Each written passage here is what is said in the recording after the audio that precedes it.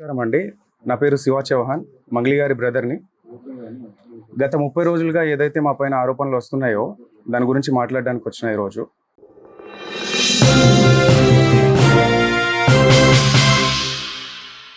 ఆ కేసులలో ఆ ఎఫ్ఐఆర్ ఫైల్ అయిన దాంట్లో మా పేర్లు నా పేరు కావచ్చు, మా అక్క పేరు కావచ్చు, ఎక్కడ కూడా మా పేర్లు లేవు. మేము ఎక్కడ తప్పు చేసినట్టు మీరు ఎక్కడైనా నిరూపించండి. మేము మేము కంపల్సరీగా ఎక్కడైనా రావడానికి సిద్ధంగా ఉన్నాం. బాధితుల పక్షాన మేము నిలబడడానికి సిద్ధంగా ఉన్నాము.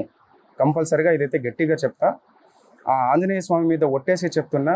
మా మా బంజారా కుల దైవమైనటువంటి సేవాలాల్ సాక్షిగా చెప్తున్నా. తుల్జా భవాని మా అమ్మవారు, తుల్జా భవాని అమ్మవారి పైన అమ్మవారి పైన ఒట్టేసి చెప్తున్నా.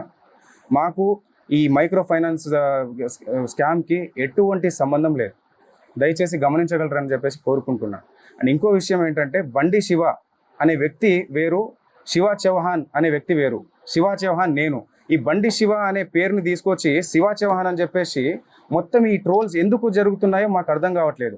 ప్రతి వీడియో పోయినా మా అక్క ఫోటో పెట్టి ఇది చేస్తున్నారు. ప్రధాన నిందితున్న నేనని చెప్పేసి వచ్చిన ఆరోపణ ఏదైతే ఉందో ఈరోజు మంగ్లీ పైన అటాక్గా మారిపోయింది. దీని వెనకాల ఎవరున్నారు ఏంటి అని చెప్పేసి వాస్తవాలు ముందు అది తెలియాల్సిన విషయం. అది డిపార్ట్మెంట్ ముందు పెడుతుంది. ప్రతి ఒక్కరిని శిక్షించాలి, బాధితులకి న్యాయం జరగాలని చెప్పేసి కోరుకుంటున్నాను. 14 ఏళ్ళుగా ఒక్కొక్క మెట్టు ధర్మంగా, ఒక్కొక్క మెట్టు ప్రతి పాట ఒక శక్తిలాగా వచ్చే ఒక పాటని ఆమె ముందుకు తీసుకొస్తూ జనాల్ని అంత ఇదిగా తీసుకొస్తూ అంత ధర్మంగా ప్రతిదీ అంత ముందుకు తీసుకొస్తున్నప్పుడు అలాంటి ఒక్కొక్క మెట్టు పవిత్రంగా ఎక్కిన మెట్టుని బదనం చేయడానికి వీళ్ళు ప్రయత్నిస్తున్నారంటే ఎందుకు ఆరోగ్యంగా మాట్లాడదండి? నా ఏ తప్పు లేదు, నా తప్పు లేదని చెప్పేసి ఎందుకు చెప్పకుండా ఉంటుంది? ఆమె సైలెంట్గా ఎందుకు ఉండాలి? మీరు అడిగిన ఏదైతే అవి డబ్బులు ఏవైతే అడిగారో అని చెప్పేసి నాకు ఇట్లా అని చెప్పేసి ఎందుకు మేము ఏదైనా లీగల్గా వెళ్తున్నాం. ఇంతవరకు రాకుండా ఉండడానికి కారణం కూడా అదే. ఈరోజు మమ్మల్ని బదనం చేయాలన్న ఉద్దేశంతో మీరు ఇంత కుట్ర పన్నుతున్నారే, మీ వెనకాల ఎవరున్నారు? అవన్నీ జరగాల్సిన రీతిలో జరుగుతుంది. ఇవన్నీ మొత్తం క్లీన్ చీట్ వచ్చిన తర్వాత డిపార్ట్మెంట్ పరంగా మేము ఎలా లీగల్గా ఎవరి మీద చర్యలు తీసుకోవాలనేది కూడా తప్పకుండా తీసుకుంటాం. దీంట్లో ఎవరిని వదిలేదైతే లేదు. సో ఇది. అండ్ మీరు ఏదైనా క్వశ్చన్ వేయాలనుకుంటే కూడా వేయచ్చు, తప్పకుండా నేను సమాధానం ఇస్తారు. ఇది ముందు సో వీళ్ళు మమ్మల్ని ఏప్రిల్లో ఒక పబ్లో అక్కని కలిసి నా నంబర్ తీసుకొని ఇట్లా ప్రోగ్రామ్ ఉంది అన్న, ఇట్లా రావాలి, అక్క రావాలి, ఇట్లా ఉంది, మా దగ్గర డబ్బులు చాలా ఉన్నాయి, సో మేము ఎంత అయినా ఇస్తాము, అక్క మాత్రం కంపల్సరీ రావాలన్న ఉద్దేశంతో పిలిచారు.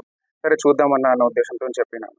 తర్వాత వెంటనే ఒక 1 మంత్ తర్వాత ఈ మన ఎమ్మెల్యే ప్రోగ్రామ్ జరిగింది. ఆ ఎమ్మెల్యే ప్రోగ్రాంలో వీళ్ళు అన్న పక్కనే ఉంది మా విలేజ్, అక్కడ మిర్యాలగూడ నుంచి పక్కనే మాకు, సో మీరు రావాల్సిందే అన్న కంపల్సరీగా, డిన్నర్ అరేంజ్ చేసిన నేను, అక్కని తీసుకురా అన్న, అది ఇది అని చెప్పేసి వాళ్ళు రిక్వెస్ట్ చేసి, దాని తర్వాత కూడా అక్క ప్లీజ్ అక్క ఒక్కసారి రాక, నాకు కొంచెం హెల్ప్ఫుల్గా ఉంటుంది అక్క, నువ్వు వస్తే నాకు బిజినెస్ కొంచెం నాకు రన్ అవుతుంది అక్క అన్న ఉద్దేశంతో పిలిచారు. సో సర్లే అని చెప్పేసి, ఎలాగో ప్రోగ్రామ్ వీళ్ళు ఇస్తారు కదా అన్న ఉద్దేశంతో మేము దారిలోనే వెళ్తాం. అక్క ఆ దారి నుంచి ఇట్లా ఆ దారిలో వెళ్ళే దారిలోనే మా ఇల్లు ఉంటుంది. సో ఆ ఇల్లు ఏదైతే ఉందో అది కన్స్ట్రక్షన్లో ఉంది కాబట్టి అది వెళ్ళడం జరిగింది. మేము డిన్నర్ అని చెప్పేసి చెప్పిండు కదా అని మా టీంతో వెళ్ళాం. మా టీంతో వెళ్ళి మేము డిన్నర్ చేసాం. అక్కడ అందరు చేసి కింద వచ్చిన తర్వాత అక్క గుర్తుగా ఉంటుందన్న ఉద్దేశంతో ఒక ఫోటో దిగిరు వాళ్ళు. తర్వాత మేము కలిసిండేది ఇట్లా ఆఫీస్ పర్పస్ అని చెప్పేసి, ఓపెనింగ్ చేసుకోవాలని చెప్పేసి, ఇక్కడ హైదరాబాద్లో కూడా ఒక ఆఫీస్ కావాలి మాకు అని చెప్పేసి చెప్పడంతో, సరే ఫ్లాట్ ఉంది మీరు చూడండి ఒకసారి, మీకు నచ్చితే తీసుకోండి అని చెప్పడం జరిగింది. నేను చూసిరు వాళ్ళు, చూసిన తర్వాత నచ్చిందని చెప్పేసి అగ్రిమెంట్ చేసుకున్నాము. అంతా ఓకే, అంతవరకు ట్రాన్స్ఫర్ చేసిరు. అది అప్పటి నుంచి ఏర్పడిన పరిచయం ఇది. ఆ ఉద్దేశంతోనే నేను కూడా వాళ్ళ ఆఫీస్కి వెళ్ళడం జరిగింది. అక్కని పిలిస్తే లేదు అని చెప్పేసి నేను వెళ్ళడం జరిగింది. నేను రాలేను, కావాలంటే తమ్ముని తీసుకెళ్ళంటే నేను వెళ్ళిన. సో వెళ్ళిన తర్వాత ఈ ఆఫీస్లో ఎవరెవరైతే ఉన్నారో మనకు తెలియని వాళ్ళంతా, సో మధు అనేటోడు పిలిచిండు కాబట్టి అక్కడ వరకు నేను నార్మల్గా వెళ్ళి ఫోటో దిగేసి వచ్చేసిన. ఆయనే కారు పంపించిండు, ఆయన రిటర్న్ నన్ను డ్రాప్ చేసిండు. నాతో పాటు ఇద్దరు వచ్చిర్రు, ఏవైతే నా మీద ఆరోపణలు చేస్తున్నారో, ఇట్లా ఇచ్చిన డబ్బులు ఇచ్చిన, సమ్ అమౌంట్ ఇచ్చిన, క్యాష్ ఇచ్చిన అని చెప్పేసి, అవన్నీ అవాస్తవాలు. ఏమైనా ఉంటే బయట పెట్టండి, తప్పకుండా నేను దానికి ఎక్స్ప్లెనేషన్ ఇస్తాను. డిపార్ట్మెంట్ ఉంది, చట్టాలు ఉన్నాయి, తప్పకుండా దానికి ఒక ప్రాసెస్ అనేది ఉంటుంది. ఆ ప్రాసెస్లో అనేది వెళ్దామని చెప్పేసి మేము లీగల్గా వెళ్ళాలని ఇంతవరకు ముందుకు రాలేదు. సో దయచేసి మీరు గమనించగలరని చెప్పేసి అనుకుంటున్నాను. దాని తర్వాత ఏదైతే ఫ్లాట్ సేల్కి అని చెప్పేసి వచ్చిన తర్వాత జస్ట్ 2-3 మంత్స్ మాత్రమే వీళ్ళు మన దగ్గర ఉండడం జరిగింది. ఆ 2-3 మంత్స్లో కావాల్సిన ఆ ప్రూఫ్స్ అన్నీ మన దగ్గర ఉన్నాయి. రెంట్ ఉంటా అని చెప్పేసి ఆ కీస్ ఏదైతే ఉందో రెంట్ ఉంటాం కావాలంటే రెంట్ డబ్బులు ఇస్తానక్క, కొన్ని మీటింగ్స్ పర్పస్ అని చెప్పేసి మాకు ఉంటుంది, మీటింగ్స్ ఉన్నాయి. ఆ మీటింగ్స్ కొంతమంది వస్తూ ఉంటారు. సో నాకు కీస్ కావాలని చెప్పేసి కీస్ తీసుకోవడం జరిగింది. రెంట్ కూడా ఆయన నాకు రెంట్ పే చేస్తాను అని చెప్పేసి కూడా చెప్పడం జరిగింది. దానికి సంబంధించి అన్ని మాకు ప్రూఫ్స్ ఉన్నాయి.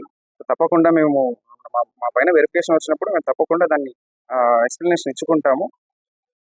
సో ఇంకో విషయం ఏంటంటే వీళ్ళు ఎవరైతే ఉన్నారో హేమాకాంత్ రెడ్డి వాళ్ళు ఎవరైతే నా ప్రమేయం లేకుండా మా ఊరికి వచ్చి నన్ను తీసుకెళ్ళి అదంతా ఫ్యాక్టరీ కావచ్చు, ఆ టెంపుల్కి నేను వెళ్ళే టెంపుల్ దారిలో నేను వెళ్తున్నా కదా, ఎలాగో మేము తీసుకెళ్తామని చెప్పేసి ఫ్యాక్టరీ కోసం వచ్చి ఫ్యాక్టరీని చూపించి నేను టెంపుల్ చూసేసినాము. దాని తర్వాత మైనింగ్ ఏదైతే ఉందో ఆ బెతంచెర్లలో మైనింగ్ కూడా చూపించారు వీళ్ళు. సో దాంతో ఫోటో తీసుకున్నారు వాళ్ళు. మా పేర్లు కూడా ఎక్కడ వాడి డబ్బులు తీసుకున్నది కూడా మీరు హేమాకాంత్ రెడ్డి చెప్పినట్టుగా ఎక్కడ కూడా తీసుకున్నట్టు లేదు. అంటే వాళ్ళకి ముందే మేము డబ్బులు ఇచ్చేసినామంటారు. సో వాళ్ళ ముందే డబ్బులు ఇచ్చేసినామన్నప్పుడు మా పేర్లు చెప్పి ఎక్కడ వసూలు చేశారు? ఇవన్నీ అవాస్తవాలు. మా మీద ఏదో కుట్ర జరుగుతుంది, చాలా పెద్ద మొత్తంలో కుట్ర జరుగుతుంది.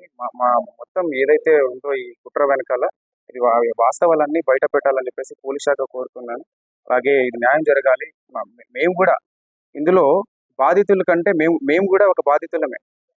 వాళ్ళు డబ్బులు నష్టపోయారు, మేము పరువు నష్టపోయినాం.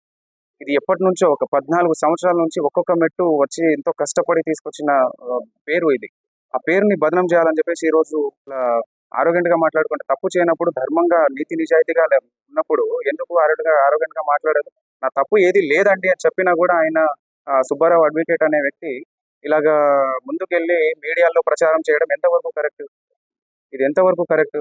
ఆమె బదనం చేస్తున్నప్పుడే కదా ఇదంతా, ఆమె చెయ్యకండి, ఇదంతా తప్పు, ఇది కావాలంటే వెరిఫికేషన్ చేసుకోండి, మీరు పోలీస్ శాఖలు ఉన్నాయి, చట్టం ఉంది, మీరు అడ్వకేటే కదా, మీరు వెళ్ళి విచారించుకోండి, విచారించుకున్న తర్వాత మీరు మీడియాలోకి వెళ్ళండి అని చెప్పినా కూడా లేదు, అది నువ్వు ఫోటోలు ఉన్నాయి, మీ తమ్ముడు ఉన్నాడు ఇక్కడ అని చెప్పేసి చెప్పడం ఎంతవరకు కరెక్ట్?